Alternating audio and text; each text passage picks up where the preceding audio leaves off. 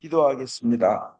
하나님 아버지, 저희가 마음을 다하고 목숨을 다하고 생각을 다하고 힘을 다하여 하나님을 사랑하게 해주시고 또 우리 이웃을 우리 몸같이 사랑하게 하여 주시옵소서.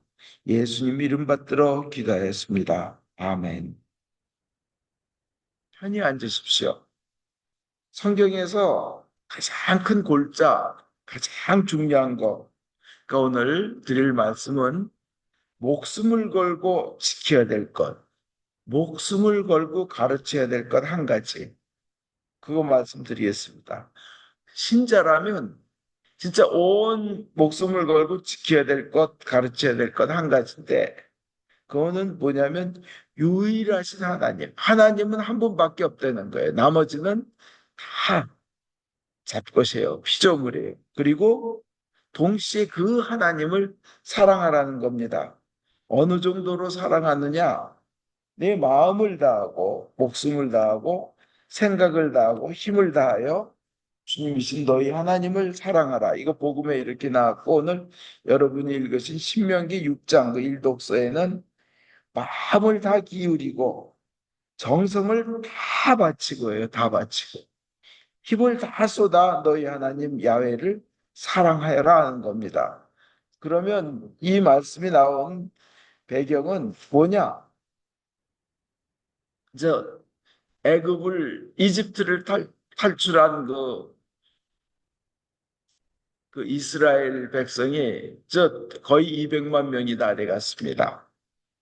그런데 그 광야에서 오면서 하나님이 그렇게 기적을 보여주시고 그 놀라운 일을 해주셨는데도 불평하고 불안하고 불안해하고 그 다음에는 하나님께 신뢰를 드러내지 못해가지고 그 애굽에서 나올 때 있던 모든 사람은 그러니까 나올 때 성인이었던 어른이었던 모든 사람은 2명 빼고 다 광야에서 하나님께서 죽도록 하셨어요. 성경 표현으로 인하면 광야의 시체가 나둥그러졌다. 다 죽었어요. 여호수아와 갈렙 2명 빼놓고 그리고 애굽에서 나올 때 어린아이들 빼놓고는 다 죽었어요. 이유는 뭐냐? 주님을 온전히 신뢰하지 않았어요. 그래서 불안해하고 불평한 겁니다. 그런데 이제 그 주님께서는 약속을 하셨잖아요. 하나님께서 젖과 꿀이 흐르는 저 땅, 저 가나안 땅에 이제 들어갈 것이라고.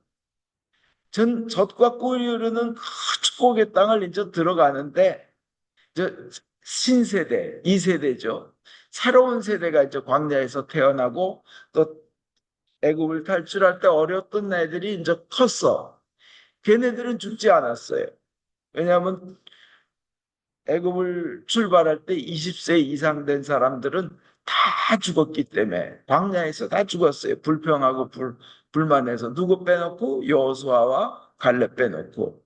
근데 이제 젖과 꿀이 흐르는 땅에는 신세대가 들어가는 겁니다. 이때까지 모세는 그들을 이끌어 왔어요. 저 이끌어 왔는데 광야에서 40년이에요.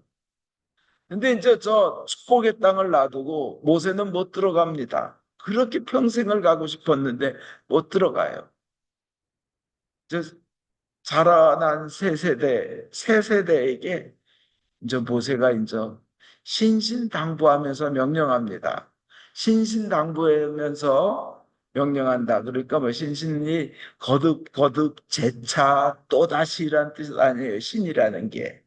그래서 신명기는 거듭 또다시 재차 명령한다. 해서 신명기예요. 그 새 세대에게 이제 이거 하나님의 명령, 하나님의 계명을 전해주는 겁니다.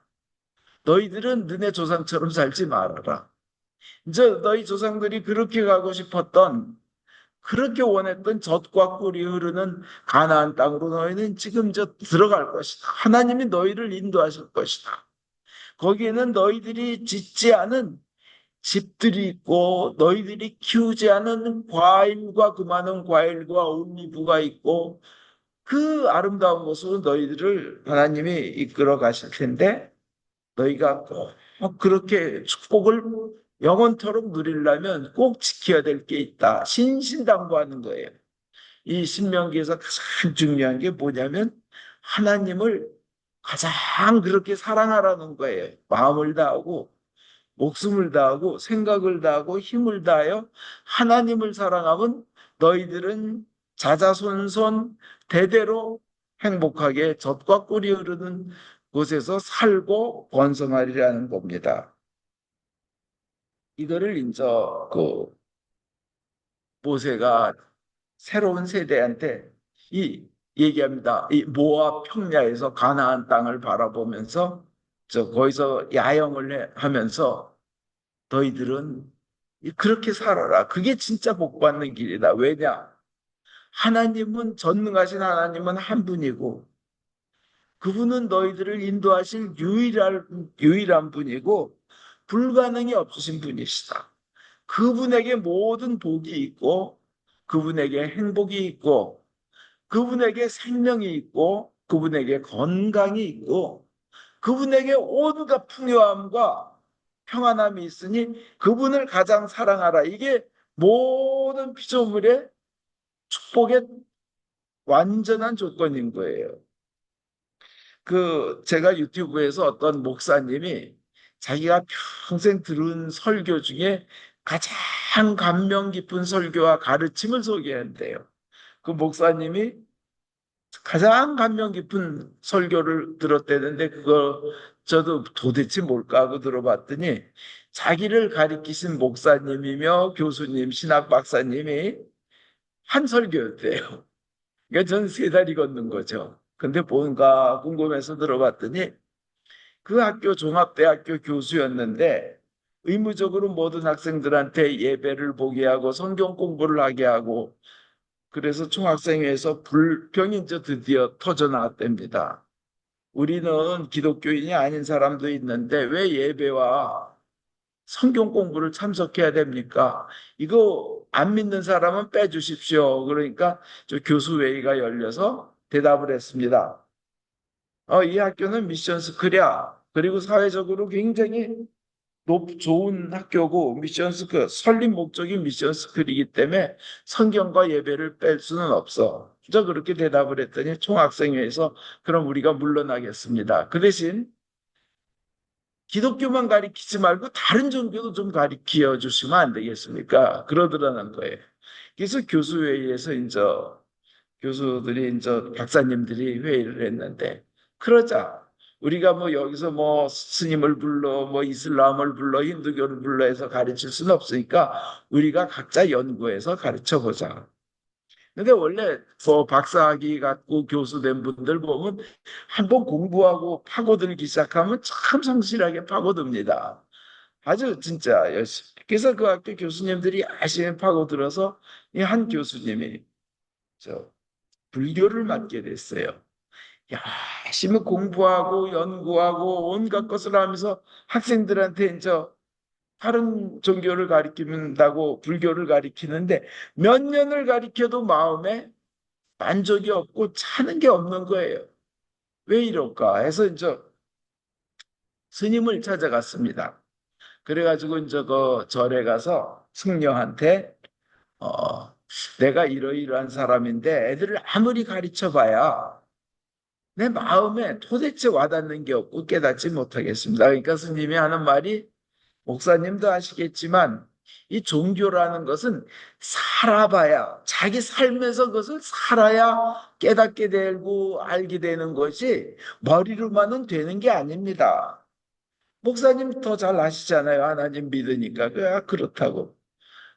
그래서 이제 그 말을 듣고 여름 방학 때는 그 몇 달 동안을 절에 가서 생활을 하고 같이 살아보고 그렇게 몇 년을 했대요.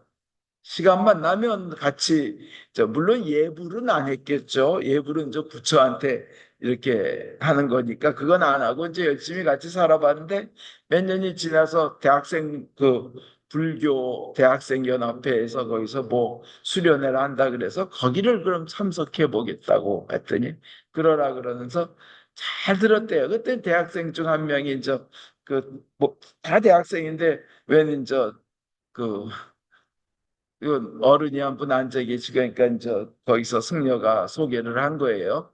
예, 목사님이신데 신학 박사고 대학교 어느 유명한 대학 교수님인데 몇 년을 이 불교를 연구하고 같이 살아봤는데 이 마음에 이렇게 사는 게 없어가지고 대학생들은 어떤가 보러 오신 거라고. 그래서 한참 그들 하는 걸 보는데 맨 마지막에 대학생이 그랬다는 거예요. 일어나서 교수님, 목사님, 그렇게 몇 년 동안 불자의 생활을 하면서 연구를 하고 같이 생활했는데 왜 불교 신자가 되지 않습니까? 그렇게 물었대요. 그러니까 이제 목사님 답이 이제 최고 감명 깊은 답인데 뭐냐면,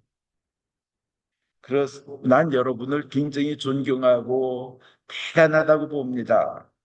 왜냐하면은 나는 그냥 이 자리에서도 딱 아무리 좋은 말을 듣고 아무리 회개를 하고 또 돌아서기만 하면 나는 죄 짓는 존재입니다. 허물과 부족함이 나에겐 너무나 많습니다.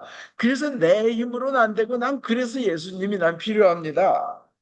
여러분들은 여러분의 노력으로 정진해서 영원히 살려고 하고 또 그런 것을 얻으려고 하지만 나는 내 자신이 내 노력으로는 영생을 얻을 수도 없고 내 능력으로는 영원히 살겠다고 그런 선한 일을 할 수도 없고 그 정도 완전한 선한 삶, 흠이 없는 삶, 허물이 없는 삶, 죄 없는 깨끗한 삶은 나는 그 영원한 생명을 얻을 정도로 그 정도로 살 수는 없다는 것을 나는 깨닫습니다. 그래서 나는 예수 없이는 안 된다는 것을 내가 알기에 나는 예수로 끝까지 믿습니다. 나는 그래서 불교 신자가 될 수 없습니다. 근데 여러분들은 그렇게 자기가 혼자 노력해서 얻겠다고 하니 참 대단들 하십니다. 이랬다는 거예요. 존경스럽습니다.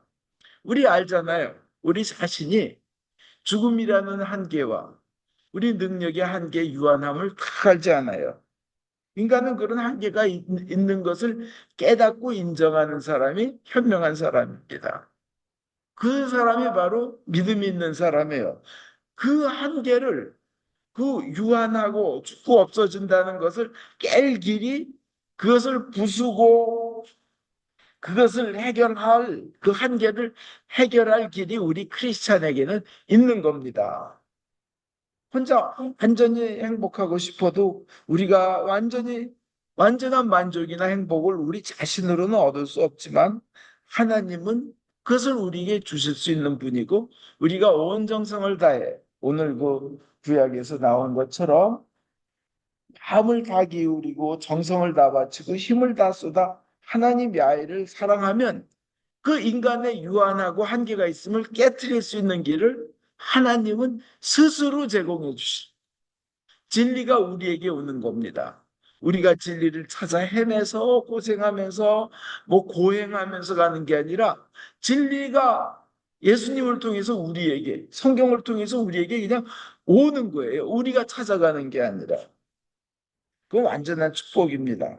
그 하나님이 계신 곳에는 무한한 은혜가 있고 거기엔 사랑이 있고 인간이 줄 수 없는 행복이 있고 영원한 생명이 있기에 완전한 축복입니다.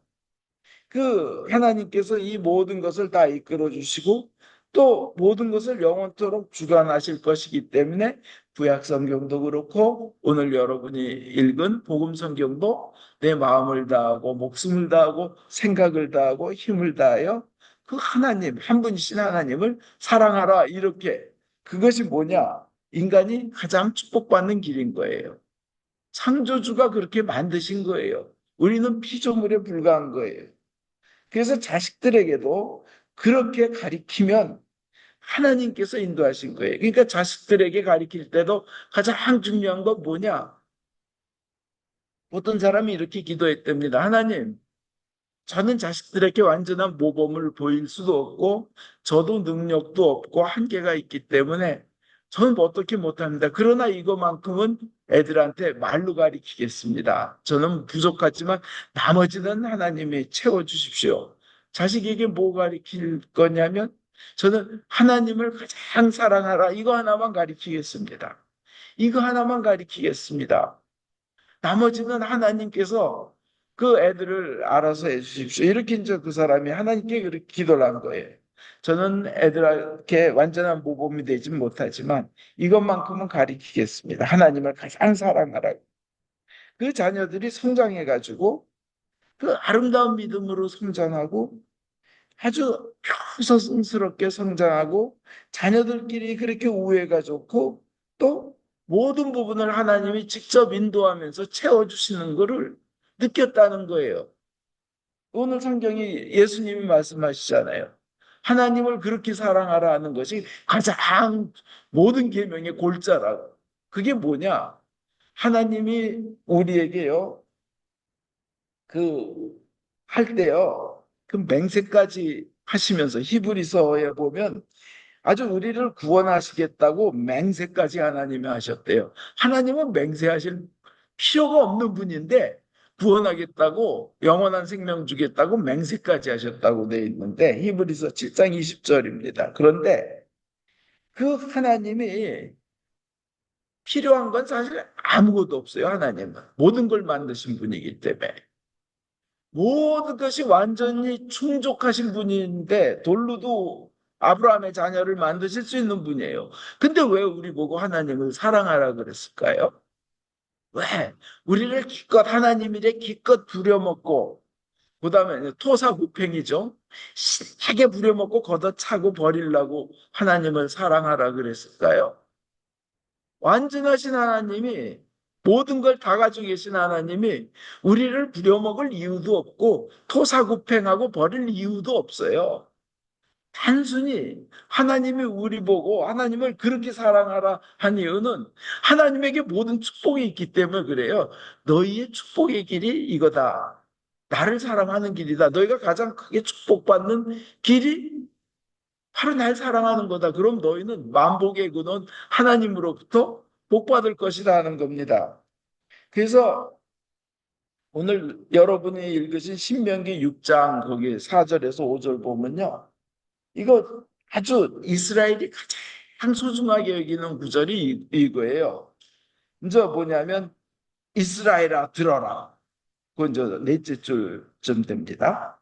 주보에 우리 하나님은 야훼이시다. 야훼 한 분뿐이시다. 마음을 다 기울이고 정성을 다 바치고 힘을 다 쏟아 너희 하나님 야훼를 사랑하여라. 이게 그 유명한 유대인들이 제일 먼저 가리킨다는 쇠마 이스라엘이에요. 쇠마가 들어라 해요. 들어라는 귀로도 듣고 순종도 해라 해요. 쇠마.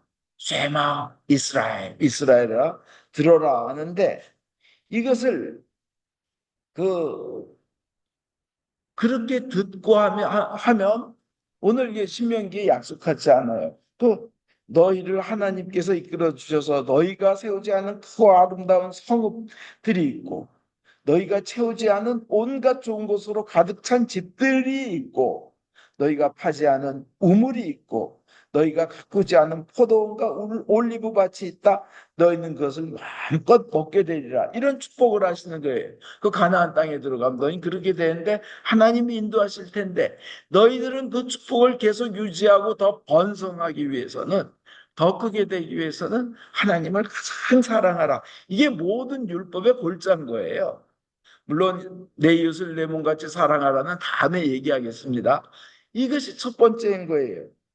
그러면 주님께서는 이 쇠마 이스라엘을 그 착실히 지키려는 사람들에게는 복을 주는 거예요. 한 예로 어떤 학생이 아빠 고등학생이 그냥 아빠 나 차 하나 사줘 차 하나 사줘 그런데 그래 너 공부 열심히 해서 좋은 대학 가면 내 차 사줄게 차 사줄게 그랬대요.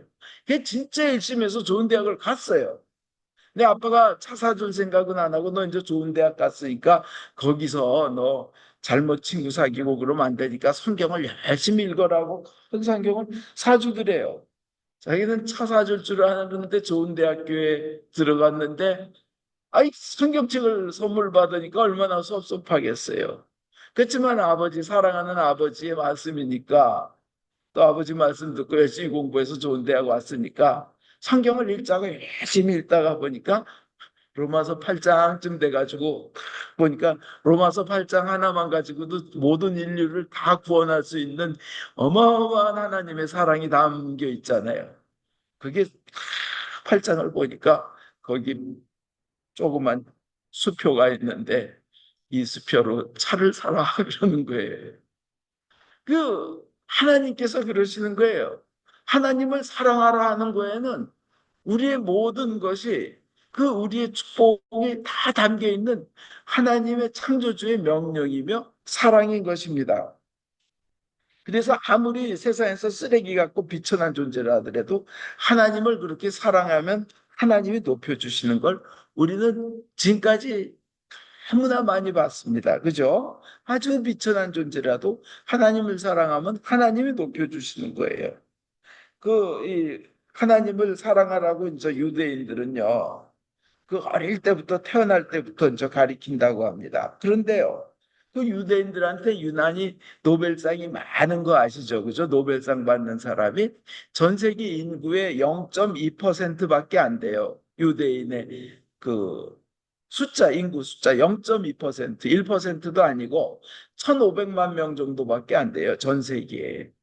그런데 뭐 미국에 400만에서 뭐 600만이니 800만이 있다 그러는데 근데 하여튼 유대인이 0.2%밖에 안 되는데 노벨상 받은 사람들에서 유대인 퍼센테이지는 22%에서 30%를 왔다 갔다 합니다.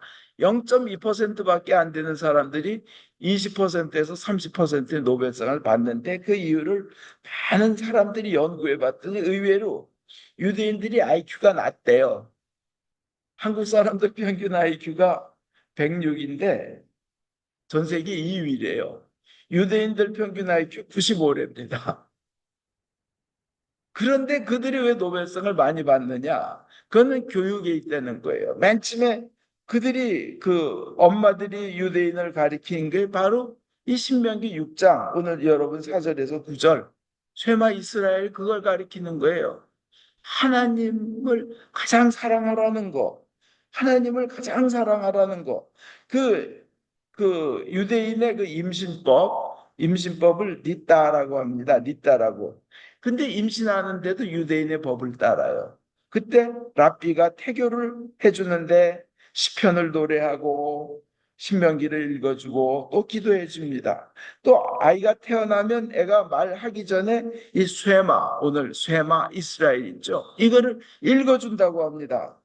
바로 이 쇠마가 여러분 오늘 읽은 건데 그래서 아침 저녁으로 쇠마를 가르칩니다. 하나님 한 분이야.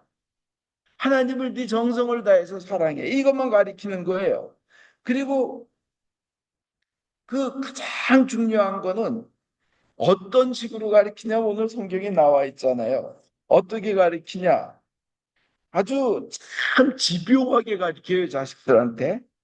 어떻게 가르치냐면 너희 자손들에게 거듭거듭 들려주어라. 마음에 새겨주어라. 집에서 쉴 때나 길을 갈 때나 말해주어라. 자리에 들었을 때나 일어났을 때나 항상 말해주어라. 네 손에 매어 표를 삼고 이마에 붙여서 기호로 삼아라. 문설주와 대문에 써붙여라. 이 정도로 그냥 써붙여서 가리키고 아침에 가리키고 저녁에 가리키고 잘 때 가리키고 일어날 때 가리키고 뭐예요? 쉐마 이스라엘. 하나님 한 분이신데 그 하나님을 가장 사랑하라. 이거를 가리키는 것이 바로 이스라엘 유대인들의 교육법이라고 합니다. 하나님이 복 주시고 머리를 좋게 하셔서 노벨상을 IQ가 낮은 사람들이 노벨상을 많이 받는 겁니다. 우리의 축복의 근원이 어디 있는지 우리는 이제 알게 됩니다. 그런데요, 우리를 이렇게 창조하신 목적은 사실은 우리가 잘 되려고 창조하는 것보다 하나님께 영광 올리고 하나님의 기쁨이 되고 하나님을 사랑하라고 우리를 창조하셨어요. 우리가 잘 되기 위해서 하나님 믿는 게 아니고 우리가 신나려고 하나님 믿는 게 아니라 하나님 신나시고 하나님께 영광 올리라고 우리를 만드셨어요. 그 창조 목적이고 우리가 왜 존재하는지 그 목적이에요. 그러나 그렇게 하나님을 기쁘게 하고 하나님을 신나게 하고 하나님께 영광 올리면 그것의 수혜자, 가장 큰 은혜를 받는 사람은 누굴까요? 우리예요. 하나님이 아니고 하나님은 부족한 게 없으시기 때문에요. 그래서 우리를 이렇게 가장 하나님을 사랑하라 그런 이유는 그것이 가장 큰 우리의 축복의 길이기 때문에 그렇습니다.